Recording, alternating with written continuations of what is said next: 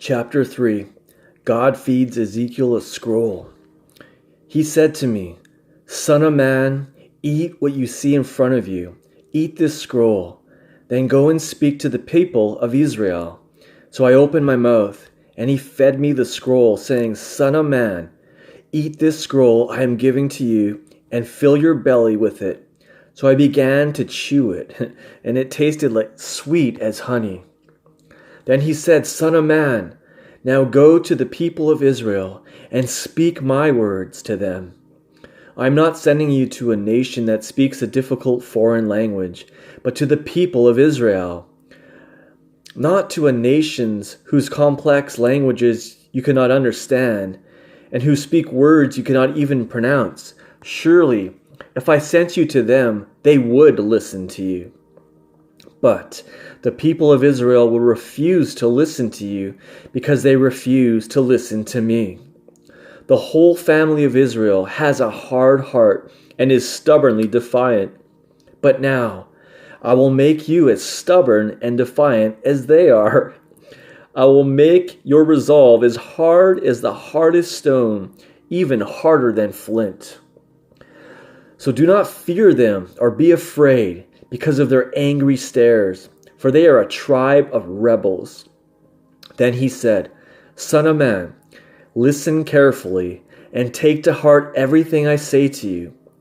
Then go to the Jews in exile and say to them, 'Listen to what the Lord Yahweh says,' whether they listen or not." Ezekiel's second vision of the glory of God. Then the Spirit lifted me up, and behind me I heard a loud, thunderous voice. "Blessed be the glory of Yahweh in his sanctuary." I heard the sound of the living creatures as their wings kissed each other, and the sound of the rumbling wheels beside them. Like the sound of a great earthquake, the Spirit lifted me up and took me away. And I went in the heat of my spirit, and the hand of Yahweh rested powerfully upon me.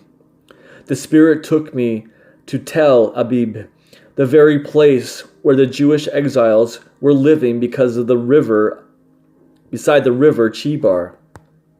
I remained there with them for a week, dumbfounded and overwhelmed by what I had seen and heard. Ezekiel appointed as a watchman. Afterward, Yahweh spoke the following words to me: "Son of man, I am appointing you as a watchman for the people of Israel. When you hear me speak to you, give them my warning. If I say to wicked people, 'You are headed towards certain death,' and you fail to give them warning by not speaking up to warn the evil ones against their evil courses so as to keep them alive, then the wicked ones will die for their sinful deeds. But I will hold you responsible for their deaths. But if you do warn the wicked and they keep sinning anyway, they'll most certainly die for their sin. But you won't die. You'll have saved your life.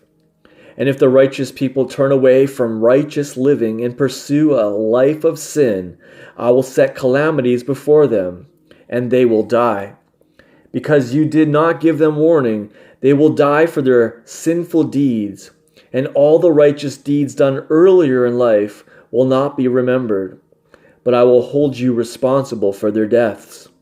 If, however, you do warn a righteous person not to sin and he responds to your warning, that person will live, and you will have also saved your life."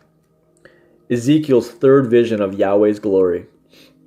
While I was there, Yahweh seized me with his power, and he said to me, "Stand up, go into the valley, and I will speak with you there." So I got up and went down into the valley, and behold, the awesome glory of Yahweh manifested in front of me. It was like the vision of glory I had seen by the river Chebar, and I fell face down. Then the Spirit flowed into me and set me on my feet, and I heard him say to me, "Go home and shut the door behind you. Behold, Son of man, you are about to be tied up with ropes and confined to your house and unable to mingle among the people. And I am going to make your tongue stick to the roof of your mouth, and you will be mute and unable to speak to rebuke this rebellious people. But whenever I want to speak through you, I will give you back the power of speech. And then you will say to them, 'This is what the Lord Yahweh says.' If you have a heart to hear, then hear. If you refuse to listen, then so be it. For they are a tribe of rebels."